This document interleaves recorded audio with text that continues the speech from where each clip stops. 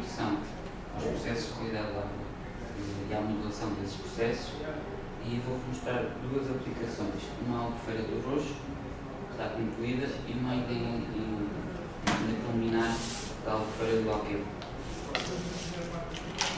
Então, como introdução, vou começar pelos produtores primários, que é a base de toda a cadeia trófica. Nos sistemas aquáticos são pequenas algas ou fitoplâncton. E estas algas, sempre que têm luz, temperatura e nutrientes, eles começam a crescer, eles respondem a estes fatores e começam a crescer. Daí gerando as mais comuns são as algas verdes, e não se diz, mas são algas castanhas, são as diatomáceas, que precisam de sílica para viver, e são células já de maiores dimensões, e por isso precisam de concentrações mais altas de nutrientes. E depois existem ainda umas que são as cianobactérias, em águas interiores, as cianobactérias que têm a capacidade de fixar o azoto atmosférico, no segundo azoto da água. Ou seja, em termos de sucessões, normalmente acontece temos as diatomáceas no inverno, porque elas aguentam temperaturas mais baixas, mas depois, se os nutrientes começam a esgotar, aparecem as algas verdes, as que eu apresentei. Depois, se houver escassez de azoto, aquelas que dominam são as cianobactérias, porque conseguem fixar o azoto atmosférico. Depois existem os produtores secundários, ou seja, aqueles que consomem os produtores primários, neste caso até o zooplâncton, e ambos, quando têm excreções ou morrem, geram detritos e matéria orgânica no cúmulo de água. Ora, estes detritos não podem ser utilizados pelos produtores primários, eles não conseguem utilizá-los. No entanto, para fechar o ciclo, é necessário algo que consiga mineralizar os detritos em nutrientes, e isso é feito pelas bactérias, ou seja, fecha este ciclo.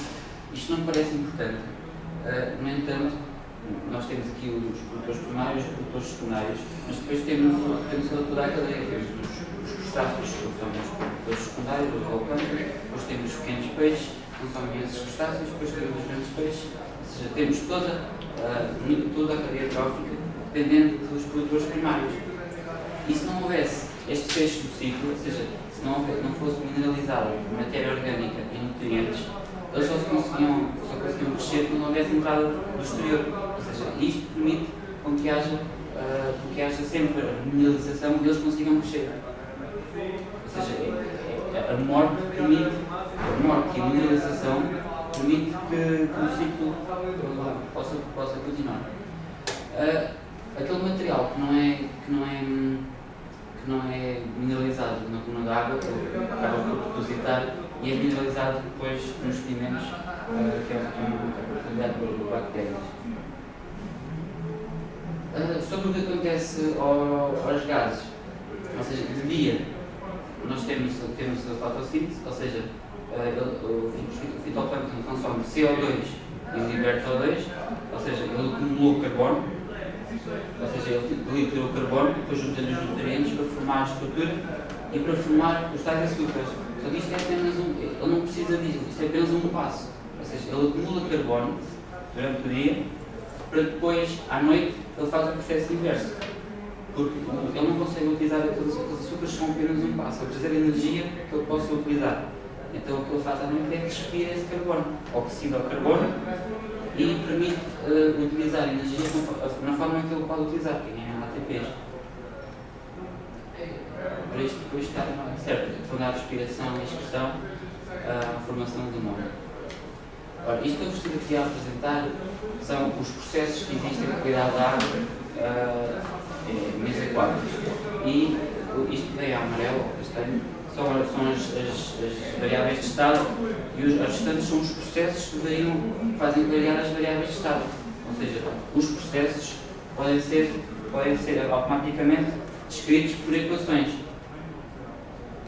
Eu apresento aqui só uma equação simples, que é a equação para os produtores primários. Isto é a variação dos produtores primários ao longo do tempo, e basicamente isto não é aquilo que já está lá descrito, ou seja, as equações basicamente só dizem o que é que gera ou retira ao produtor primário, ou seja, Com sinal mais vai sempre aparecer aquilo que gera, com sinal menos aquilo que retira. Ou seja, temos ali com sinal mais o crescimento, aquele nível de crescimento, e depois o que é que retira aos produtores primários? É a respiração, a excreção e a morte. Depois o G é a predação, o consumo pelo zooplâncton, faz com que a biomassa dos produtores primários diminua.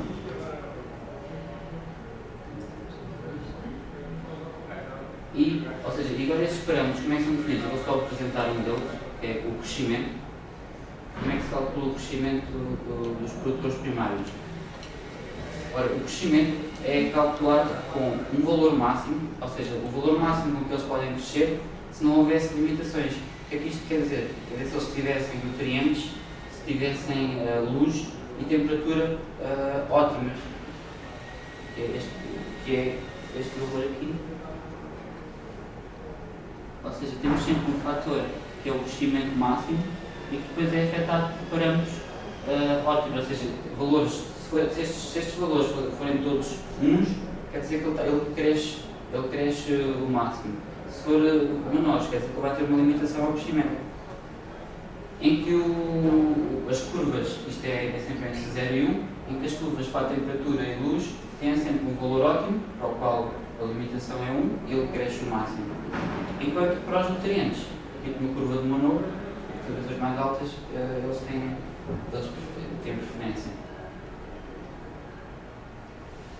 Só que apresentar mais esta equação, esta é a variação da amónia em função do tempo. Isto parece um grande comboio, mas isto parece muito complicado, mas é fácil se ver componente a componente. Ou seja, isto é a variação da amónia em que, mais uma vez, os processos tinha sempre aquilo que está com o sinal de mais é aquilo que está a gerar amónia, aquilo que está com o sinal de menos é aquilo que está a tirar amónia da coluna d'água. E se olharmos, isto é aquilo que o fitoplâncton afeta a amónia, isto a diatomácea, são iguais, são dois produtores primários, e estes são dois tipos de zooplâncton. Então, o que é que produz amónia? É a excreção do fitoplâncton e a respiração do fitoplâncton. O que é que retira da coluna d'água a amónia? É o consumo pelo fitoplâncton, é um dos nutrientes que o fitoplâncton utiliza. Mesma coisa para a diatomácea, que é um produtor primário. Para o zooplâncton não utiliza os nutrientes, ele simplesmente come o fitoplâncton e por isso, quando excreta e quando respira, ele liberta a amónia para a coluna d'água.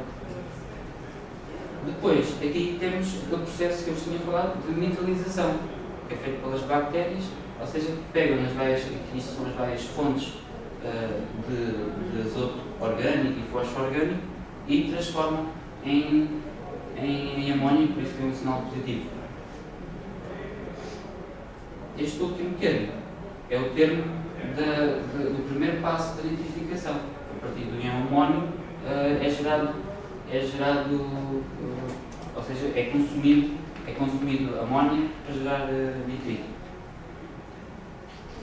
E só a última equação, esta é mais simples, a outra é mais complicada, a do nitrato, em que o nitrato tem o consumo pelo fitoplâncton e pelas diatomáceas, as espécies que lá existirem, e tem, isto são dois consumos, ou seja, isto é retirado da coluna d'água, enquanto que existe a nitrificação, ou seja, o segundo passo da nitrificação gera nitrato, e por gerar nitrato nós temos uma entrada, nitrato, e o segundo passo é a retira da coluna d'água, que é a gentrificação que ocorre em condições de anoxia, ou seja, em condições de anoxia o nitrato passa a azoto atmosférico. Isto da anoxia é importante e é o fator que está por trás da eutrofização. Quando se fala de eutrofização, é sempre falar da falta de oxigênio.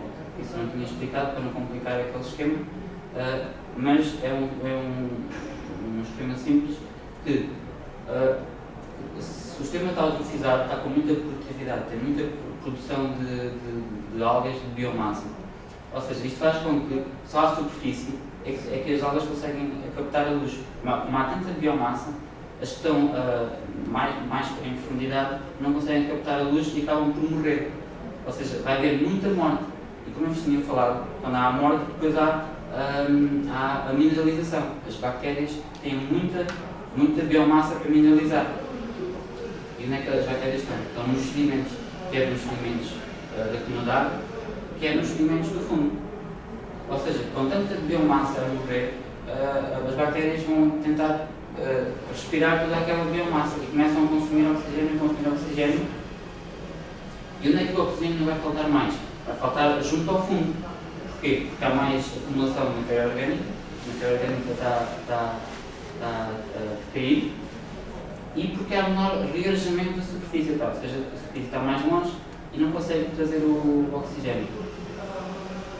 Esta competição pelo oxigênio, e este aqui é que é o processo que nos interessa em termos de nutrientes, e que eu não falei no início para não complicar, mas isto é um processo importante.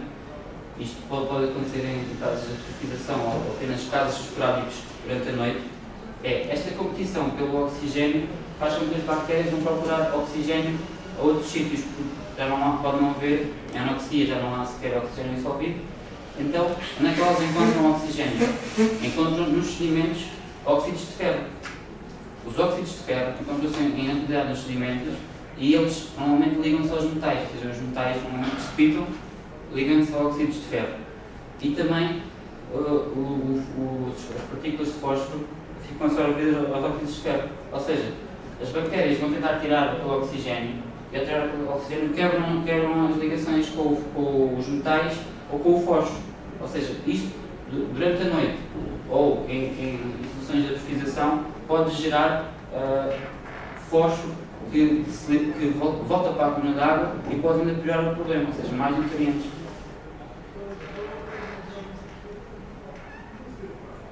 Quanto aos modelos de qualidade de água que nós temos no nosso sistema meio, nós temos três modelos de qualidade de água.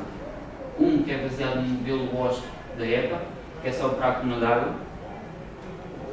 Depois temos um que é o Sequal W2, que é também baseado num modelo de qualidade com o mesmo nome da US Army Corps of Engineers, e que tem aqueles processos que eu estava a falar no seguimento. Ou seja, tem situações de anoxia, pode haver solubilização de fósforo para a coluna d'água. E ainda um modelo LIFE, que é baseado no modelo RCEP e que tem razões de carbono, azoto e fósforo variáveis. Eu agora vou-vos apresentar então os casos em que foram aplicados os modelos de qualidade de água para as albufeiras. Esta é a albufeira do Roxo, que fica na bacia do Sado, e aqui podemos ver a bacia dominante da albufeira e a albufeira. E aqui a avaliação da qualidade da água, ou seja, com base em dados, qual o estado da albufeira. Isto é a concentração de clorofila à superfície, desde 1999 a 2005, e ali a ver, estão a ver o limite para um corpo de água que é eutrofizado pelo INAR, com cerca de 10 microgramas por litro. E vemos que a maior parte das amostras ultrapassam esse valor. Além disso, as razões azoto e fósforo são muito baixas. Isto aqui são razões azoto e fósforo para o verão e para o inverno, para diferentes períodos de verão e períodos de inverno. E podemos ver, principalmente no verão, as razões azoto e fósforo são muito baixas. Isto indica, como tinha-vos falado, as algas que conseguem fixar o azoto a partir da atmosfera vão ter vantagem, são as cianobactérias. Como há pouco azoto, elas conseguem ir fixar o azoto atmosférico e conseguem crescer. E este é outra forma de olhar para os dados. Isto é uma coisa importante, porque permite logo tirar algumas conclusões do estado de eutrofização da albufeira. E isto é baseado em três parâmetros, que são sempre parâmetros a partir de dados, ou seja, tendo dados de clorofila A, de fósforo total e da profundidade dos discos secchi, calculam-se produtividades, ou seja, qual é que é a biomassa que tendo em conta aquela clorofila, e depois, se todo o fósforo estivesse relacionado com a clorofila, ou seja, com algas, e se a profundidade do disco secchi, ou seja, a profundidade do disco secchi dá a turbidez, se toda a turbidez fosse relacionada com algas, porque a turbidez é as algas e os sedimentos. E qual é que é a vantagem? A vantagem é quando se comparam os dois índices com o da clorofila, que é o que é feito aqui. Aqui no eixo do Y, isto é a diferença entre a produtividade obtida a partir de clorofila menos a produtividade obtida a partir do fósforo. Ou seja, se nós estivermos nesta zona aqui, na zona negativa, quer dizer que a produtividade que se obteve a partir das oxidações de fósforo é maior do que a produtividade da clorofila que lá está. Ou seja, quer dizer que há lá fósforo que não está a fazer nada, não está relacionado com a clorofila. Há fósforo a mais, não está a ser utilizado. Ou seja, conseguimos logo prever se existe excesso de fósforo ou limitação de fósforo, ou caso contrário. Da mesma forma, podemos perceber se a turbidez é provocada por pequenas partículas, ou seja, sedimentos. Como? Da mesma forma, compara-se a produtividade obtida a partir do disco secchi com a da clorofila. Se nós estivermos aqui neste caso, quer dizer o quê? Quer dizer que a turbidez, a produtividade obtida a partir do disco secchi, é como se considerasse que toda aquela turbidez é provocada por algas. Se isso é muito maior do que a produtividade calculada pela clorofila, quer dizer que a turbidez que lá está não é só de algas, é também de pequenas partículas, ou seja, de sedimentos. E assim conseguimos perceber que na albufeira do roxo existe excesso de fósforo e a turbidez não é gerada pelos pequenos sedimentos. Ou seja, se existe excesso de fósforo, o fator limitante há de ser outro qualquer, ou seja, o azoto ou a luz. Como as pequenas partículas não são importantes, os sedimentos não são importantes, ou seja, o fator limitante há de ser o azoto. Qual é que eram os objetivos que tínhamos para esta albufeira? Era que o modelo conseguisse reproduzir as medidas de qualidade da água na albufeira, porque assim conseguimos validar o modelo. E o que é que se pretende? Se o modelo está validado para aquelas condições, então também há de conseguir dizer se nós mudarmos alguma coisa nas entradas da albufeira, se chegar lá menos carga, o que é que vai acontecer à albufeira? Se a albufeira vai melhorar, vai ficar igual ou vai piorar? Então, o primeiro objetivo requer que se conheça o que entra na albufeira vindo da bacia. Ou seja, temos que saber que caudais e concentrações de nutrientes é que estão a entrar. Os cenários de gestão requer que se conheça qual é que é a repartição de fontes. Ou seja, eu tenho que saber se existem lá mais fontes pontuais, fontes difusas, para depois poder dizer se eu retirar as fontes pontuais, que é esta quantidade, o que é que acontece à qualidade da água da albufeira. A bacia do roxo não tem dados de caudal ou de concentração nos rios, ou seja, o primeiro não se consegue dizer o que é que chega a partir de dados, ou seja, tivemos que correr um modelo SWOT, que é um modelo de bacia, já vou explicar melhor, para estimar o caudal e aquilo que está a entrar pela bacia, da bacia para a albufeira em termos de fontes difusas. Em termos de fontes pontuais, temos que estimar para as hectares e para as indústrias. Então agora o que eu vou mostrar é o SWOT, ou seja, aquilo que nós calculamos foram as fontes difusas que atingem a albufeira e a rede de drenagem e depois a albufeira, em que o modelo SWOT, a partir do modelo digital de terreno, a partir do modelo digital de terreno da NASA, a partir do uso do solo da Comissão Europeia e a partir de meteorologia do solo da Comissão Europeia, isto é o uso do solo da Corino. O que o modelo SWOT faz é, ele subdivide a bacia em subbacias e o que ele faz é um balanço à água, ou seja, um balanço entre aquilo que chove, depois vai para o escoamento superficial, que se infiltra, gera escoamento subterrâneo e depois vai recarregar a rede de drenagem. E ele faz este balanço para as bacias e vai encaminhando a água pelos rios.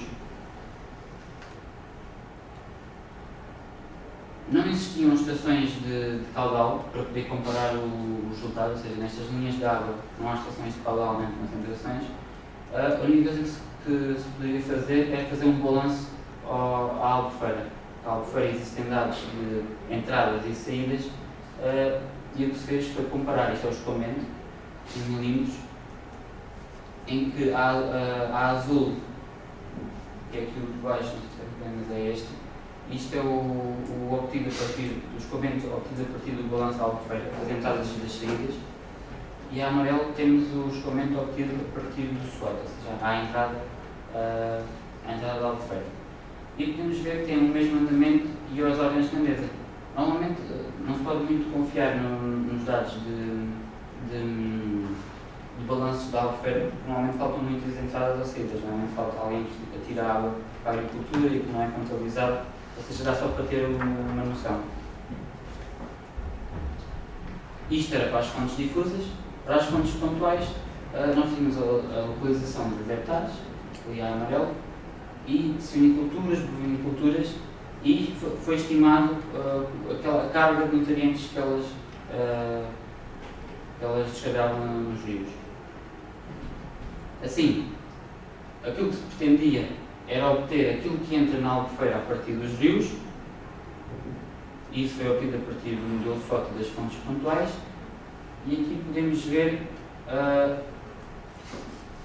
cores são muito parecidas, mas aqui a amarelo temos a concentração de nitrato estimada por esta abordagem, e depois temos uma comparação, como não há estações na bacia, comparamos com duas estações de mais a montante antes de chegar ao rio Sado, e essas comparações são estes pontos aqui mais escuros e ali. O que mostra que a abordagem até não está má, porque apresenta os picos nas mesmas alturas e as ordens de grandeza. Estes eram os objetivos, era perceber aquilo que entra, relativamente ao caudal, entra em termos de caudal e em termos de concentrações, e o outro era perceber como é que se repartem as fontes de nutrientes na bacia, ou seja, se há mais agricultura, se há mais vindo das fontes pontuais. E o que se fica é que para o azoto, isto é cerca de 70%, os nutrientes do azoto, o azoto vem principalmente de difusas de origem humana, ou seja, da agricultura.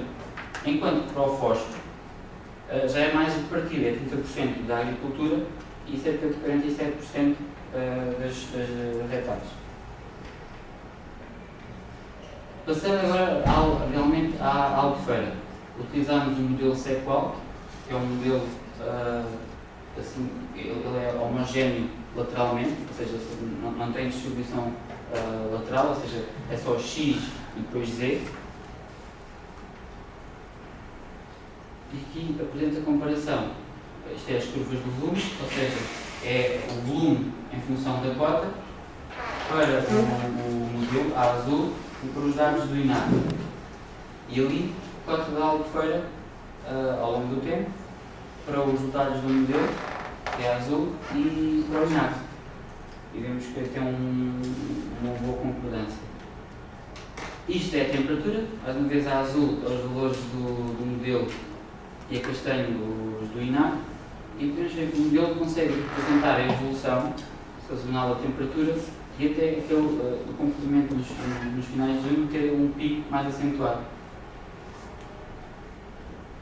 Quanto aos nutrientes, isto é a série temporal da amónia, em que a série do INAC são estes pontos e os dados do modelo são as linhas contínuas.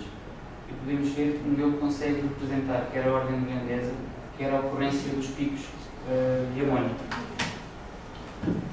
Quanto à clorofila,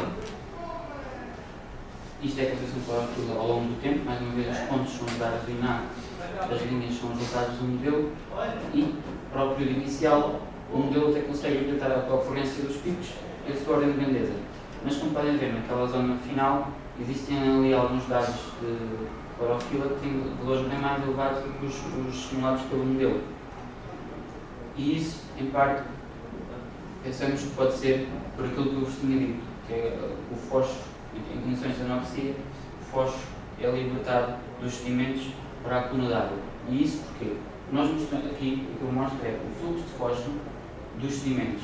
Quando o fluxo de fósforo é positivo, que é a maior parte do tempo, quer dizer que o fósforo está a ser acumulado nos sedimentos. O fósforo chega à albufeira, deposita e fica nos sedimentos. Quando o fluxo é negativo, quer dizer que é aquela situação. Em condições de anoxia, as bactérias vão lutar pelo oxigênio e vão buscar os óxidos de ferro dos sedimentos. Quebram as ligações e liberta-se fósforo para a coluna d'água. E este período em que há este fluxo negativo, ou seja, dos sedimentos para a coluna d'água, é aquele período em que temos ali dados do INAG mais altos, mas o modelo está cá em baixo. Ou seja, provavelmente o modelo apresentou um fluxo para a coluna d'água, mas demasiado pequeno, não é concordante com aquilo que se pode ter passado. Aqui apresenta a distribuição das algas na albufeira, isto é os resultados do modelo, em que estas são as cianobactérias. A partir dos dados já se tinha visto que provavelmente iriam existir cianobactérias porque as razões de azoto e fósforo são baixas e elas têm vantagem competitiva porque conseguem buscar o azoto à atmosfera. São basicamente as dominantes e depois aparecem as diatomáceas em alguns períodos. Isto foi a primeira parte, que era preciso mostrar como o modelo reproduz as condições da albufeira, ou seja, ele consegue reproduzir os picos e a variação. Com isto, nós podemos dizer que se ele consegue reproduzir esta situação, que é a situação de preferência, então ele vai conseguir explicar, se nós fizermos cenários, ou seja, se eu dizer agora eu vou tirar metade das cargas que entram, ele vai conseguir dizer como é que o sistema se comporta. Então, o que fizemos foi cenários de redução de carga, para ver se retirássemos alguma carga à entrada, como é que a albufeira se comportava, se melhorava ou não o estado trófico. Então, como nós sabíamos a repartição das fontes, nós estimávamos qual é que era a componente de fontes pontuais, qual é que era a componente de fontes difusas, nós conseguimos dizer mesmo, nós retiramos as hectares, ou seja, isto é como se nós disséssemos que as hectares têm tratamento terciário com eficiência de 100%, ficam lá os nutrientes todos, nas lamas, depois são transportados, mas não são descarregados em linhas de água. E o que é que aconteceu na albufeira? Ter feito este cenário de gestão na bacia. Isto fez com que as concentrações de clorofila e de fósforo total reduziram, mas reduziram só para próximo daquele valor que vos tinha mostrado, os valores limite de eutrofização do INAG. Ou seja, para reduzir efetivamente o estado trófico, aquela redução é só suficiente para ficar ali próximo. Pode querer dizer que não será suficiente para ser sempre para que o estado trófico seja reduzido. Então isto já dá algumas indicações para os gestores, ou seja, eles têm várias hipóteses. Ou seja, ou tentam retirar a parte urbana, mas isso provavelmente não será suficiente, porque até o rendimento não é total, e têm que ir para a agricultura. Têm que falar com os agricultores, têm que dizer que têm que ter alguns cuidados, o que é que devem fazer. Ou seja, existe já, nós já temos um valor que lhes podemos dar e que eles têm que tentar jogar com isso. Onde é que vão tentar reduzir? O outro caso que eu vos vou apresentar é da albufeira do Alqueva. Ainda são resultados preliminares, porque isto ainda não está terminado. A albufeira do Alqueva, no Rio Guadiana. Já devem conhecer. Mais uma vez, a análise dos dados de qualidade da água. Isto que vos apresento são concentrações de fósforo total, no Guadiana, em que até aqui é antes da entrada em funcionamento da albufeira e depois da entrada de funcionamento. Isto são dados no rio e estes dados aqui em baixo são os dados mais perto do pardão. E, segundo, mais uma vez, o limite imposto pelo INAG para se considerar as águas que são eutrofizadas, que é de cerca de 40 e poucos microgramas de fósforo, as concentrações à superfície estão muito próximo e até superam, se são cerca de 59 ou de 47, se for média aritmética ou geométrica, superam esse valor, ou seja, a albufeira está ali no limite, segundo o INAH, de estar atrofizada. Quanto à clorofila, é a mesma situação. Mais uma vez ali que tenho, que é os resultados de clorofila para a margem do paredão e os valores o limite na volta dos 10 e os valores na volta dessa ordem de grandeza. Então, os objetivos eram os mesmos, ou seja, nós temos que ter um modelo que consiga reproduzir os dados, ou seja, consegue mostrar que está a reproduzir a dinâmica da albufeira, para depois podermos ir dizer se nós fizermos isto na bacia, retirarmos cargas pontuais ou difusas, o que é que acontece? Ou seja, a estratégia é a mesma. Esta bacia, ao contrário das bacias afluentes à albufeira, ao contrário do roxo, não tinha dados nenhuns. Esta ainda tem dados de concentrações nos rios afluentes, mas caudais é que não tem. Ou seja, o que nós fizemos foi, nós podemos saber, como vimos, precisamos sempre saber as entradas. Podemos saber quanto é que entra de caudal e quanto é que entra de nutrientes na albufeira. E para isso, utilizámos mais ou menos um modelo SWOT para obter o caudal e as concentrações nós definimos dos dados. Aqui, o modelo utilizado não foi o SEQUAL, mas isto é as primeiras simulações com o SEQUAL. Mais uma vez, o SEQUAL é um modelo homogéneo lateralmente. E o que é que aconteceu quando se simulou com o modelo SEQUAL? Com o modelo SEQUAL foram geradas velocidades muito elevadas junto ao paredão, velocidades de 1 metro por segundo, que são velocidades muito grandes. Isto não acontece.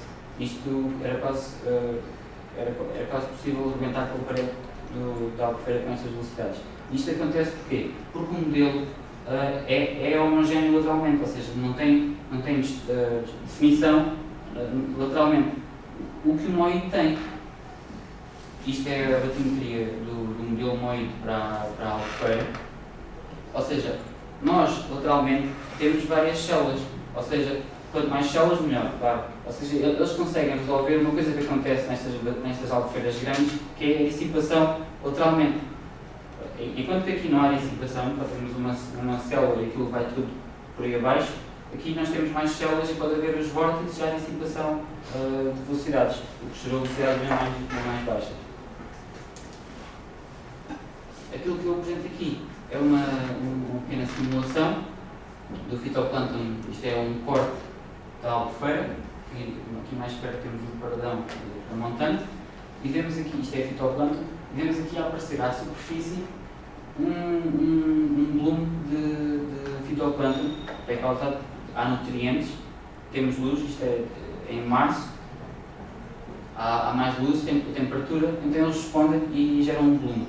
Ficam ali à superfície, porque são as que estão mais próximas da superfície, é que conseguem apanhar a luz, porque depois elas próprias, ou as algas, fitoplâncton, elas próprias formam, não deixam que a luz passe e não deixam que mais abaixo se consigam desenvolver outras algas. Isto que são os resultados preliminares, ou seja, isto é o fitoplâncton, em que aqui estes triângulos são os resultados do INAH, na albufeira, isto é junto ao paredão. São os resultados de clorofila, temos este crescimento aqui em março, vimos que este volume que eu mostrei é este aqui a azul. Ou seja, o modelo está a apresentar ainda um volume de algas que é inferior ao mostrado nos dados. E agora estamos a tentar ainda verificar que isto tem a ver com as limitações, ou seja, o modelo o fitoplâncton está a ser limitado ou pela luz ou pela temperatura, enquanto que na realidade isso não aconteceu porque ele cresceu muito mais. Pronto, isto é o que nós estamos a fazer em termos de cuidado de albufeiras. Há algumas perguntas, considerar mais coisas. Há bocado, quando estava a explicar aquele ciclo todo dos produtores primários, secundários e os compositores, tinha dito que havia essas três equações de estado, não é? Sim, então, todas as outras que foram tratadas em relação aos nutrientes, as equações que fazem a relação dos nutrientes, porque eles são consumidos, onde é que aparecem depois nas equações de estado? Isto são as equações, ou seja, tudo isto são equações de estado, ou seja, existem uns produtores primários em que tens as equações de estado do produtor primário, do produtor secundário, dos nutrientes e dos fluidos. E depois, a única coisa que isto são tipo as variáveis de estado que tu tens.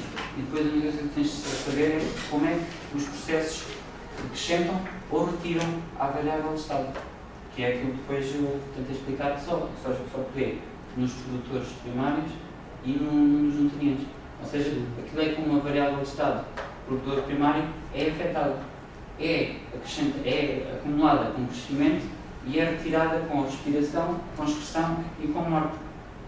Basicamente, quando tu tens uma variável de estado, se tu souberes quais são os processos que a aumentam ou que a retiram, isso é a equação. A equação de que maneira é que o fósforo, no caso de particular de definição, é que estará relacionado com essa equação? Onde é que entra aí? Em que parâmetro? Isto aqui estás a ver, isto é o crescimento. Sim. E o crescimento? O crescimento depende de quanto fósforo é que lá está. Ou seja, o crescimento do fitoplâncton ou do diatomáceas é sempre calculado como existe um valor máximo, que é um valor por defeito, que se conhece. As funções que podem depois, ou são todas 1 e ele cresce o máximo que pode, ou se existe menos fósforo do que o ótimo, que elas têm, e começa a ser um valor menor que 1. E ao ser um valor menor que 1, quer dizer que o crescimento já não vai ser o máximo, quer dizer que o crescimento vai ser menor. Então, nesse caso, tínhamos uma função de phi que tinha a temperatura, outra de intensidade da radiação, luz, azoto e fósforo.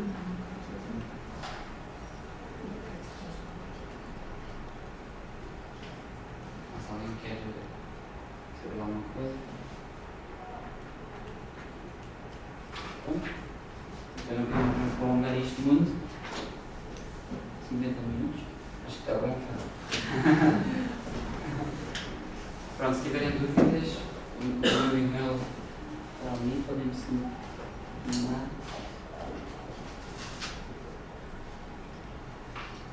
Dúvidas, qualquer coisa que me queiram esclarecer. Pronto, é só isso.